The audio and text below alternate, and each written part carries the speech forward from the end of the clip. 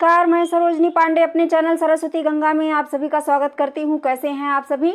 आशा करती हूँ कि अच्छे होंगे और मेहनत से पढ़ाई कर रहे होंगे और मेरे वीडियो का इंतज़ार कर रहे होंगे। जैसे कि मैंने शॉर्ट में एक वीडियो डाला हुआ है, रै के 4 रूप जो हैं वे कौन से रूप में तद्भव होते हैं और कौन से रूप में वे तत्सम होते हैं, ये मैंने डाल दिया है। और इससे पहले मैंने एक बड़ा सा वीडियो बनाया है, वो बड़ा हो गया है थोड़ा सा समझाने में। तद्भव और तत्सम का जो ट्रिकी वीडियो है, ट्रिक से है, अगर आप उसे देखेंगे पूरा, अगर समय देंगे तो आपको फिर तद्भव तत्सम दोबारा नहीं पढ़ना पड़ेगा।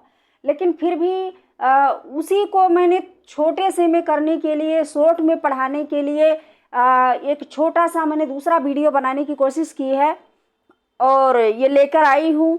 रै के अलग, रै से अलग जो रै वर्ण है उसके जो 4 रूप हैं उसको तो मैंने अलग बनाया है। उसको छोड़ करके मैंने ये और जिनसे तत्सम तद्भव बनता है वो मैं अलग से लेके आई हूँ। तो चलिए देखते हैं। ये जैसे अक्ष है, ये अक्ष होता है क्षत्रिय वाला। इससे जो है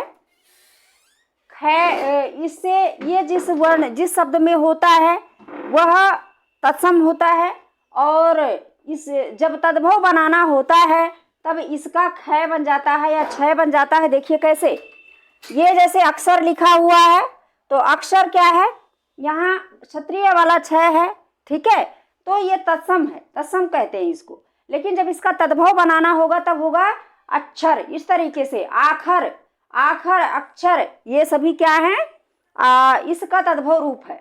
अक्षर का तद्भव रूप है अक्षर आखर। जैसे पक्ष है तो यहाँ अक्ष है, क्ष है यहाँ पे, ठीक है, तो इसका जो तद्भव बनेगा वो बनेगा पंख या फिर पाख। पंख का मतलब पंख होता है और पाख का मतलब होता है पक्ष, 15 दिन का, ठीक है। दूसरा है श्रय। श्रय का सा बन जाता है। देखिए कैसे, जैसे श्रव्य है तो इसका सभ्य बन जाएगा, ठीक है। श्रावण है तो इसका सावन बन जाएगा, यानी श्रा का सा बन जाता है, ठीक है।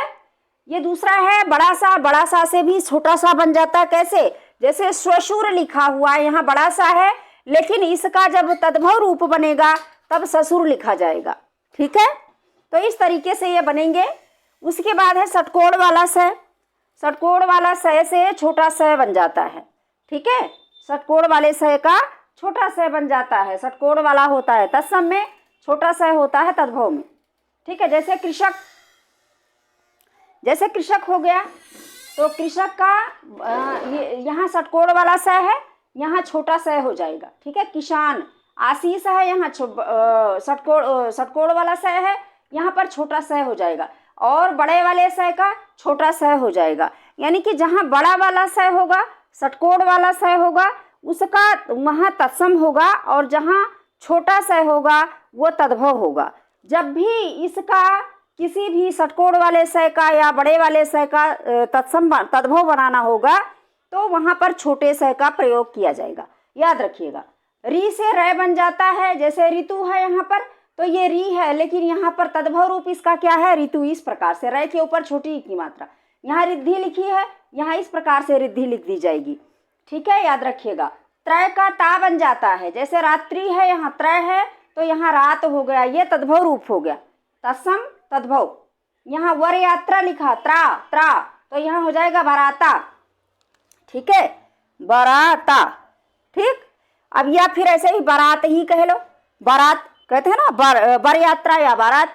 तो ये बारात शब्द जो होता है ये क्या होता है, तद्भव होता है और बर यात्रा तत्सम होता है। अब आइए यहाँ आड़े से ना बन जाता है। आड़े जो है जिसमें आड़े होता है वो तत्सम होता है, जिसमें नय होता है वो तद्भव होता है। कैसे, गणेश लिखा है तो गणेश का यहाँ देखिए गणेश होता है, ठीक है। और ये स जो है, ये षटकोण वाला स जो है ना, ये भी बदल जाता है छोटा स में, ये भी गणेश ऐसे लिखा जाता है। अब ये तद्भव हो गया, ठीक है, ये तत्सम है। चूर्ण तत्सम है। चूरन, अड़े का इस रे का पूरा रे हो गया और अड़े का नय हो गया, चूरन, याद रखिएगा, ऐसे होता है, ठीक है। ये मैंने पढ़ाया हुआ है पहले भी। टय का डय हो जाता है, टय का डय। जैसे करपट, ठीक है, यहाँ ट है, ये संस्कृत शब्द है, तत्सम शब्द है। अब इसका क्या होगा, कपड़ा, करपट माने कपड़ा, यानी ट का अड़े हो गया, ठीक है। और कपाट, ट का किवाड़ अड़े हो गया, ठीक, ऐसे याद रखिएगा। या का जय हो जाता है, जैसे युग, युग कहते हैं ना, युग, एक युग बीत गया, तो उसे तद्भव शब्द में कहते हैं जुग, ठीक। और युवा, युवा को जवान कहते हैं, ठीक है। तो या की जगह पे जा आ गया, या की जगह पे जय आ गया।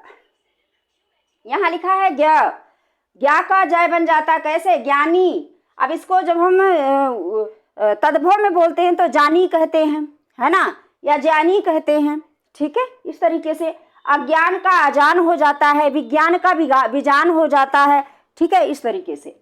अब यहाँ आ जाइए, ये तीन अलग हैं एकदम से, ये तीन एकदम से अलग हैं। जैसे चंद्रबिंदु, चंद्रबिंदु के जितने वर्ण शब्द होते हैं, चंद्रबिंदु जितने शब्दों पर लगा होता है वो सारा का सारा तद्भव होता है।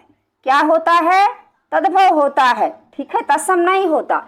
लेकिन जिस पर विसर्ग लगा हुआ होता है, ये वाला, वो सारा का सारा क्या होता है, तत्सम होता है, ठीक है, विसर्ग वाला तत्सम होता है।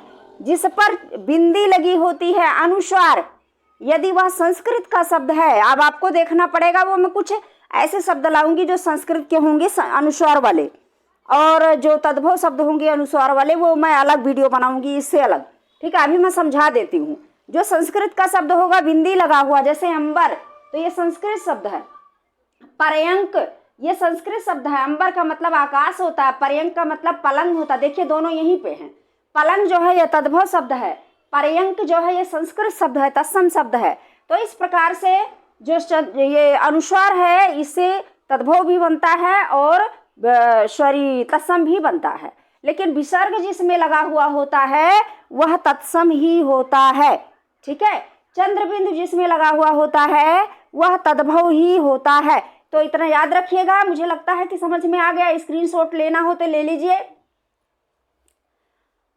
और अब मिलते हैं अगले वीडियो में। अनुस्वार का एक तद्भव तत्सम का जो एक वीडियो लेकर के आऊंगी शॉर्ट में, ठीक है। तो इंतजार कीजिए उस वीडियो का। अनुस्वार लगा हुआ तत्सम और तद्भव रूप, ठीक है। देखते रहिए, शेयर करते रहिए, खूब शेयर कीजिए, खूब शेयर कीजिए। नमस्कार, धन्यवाद।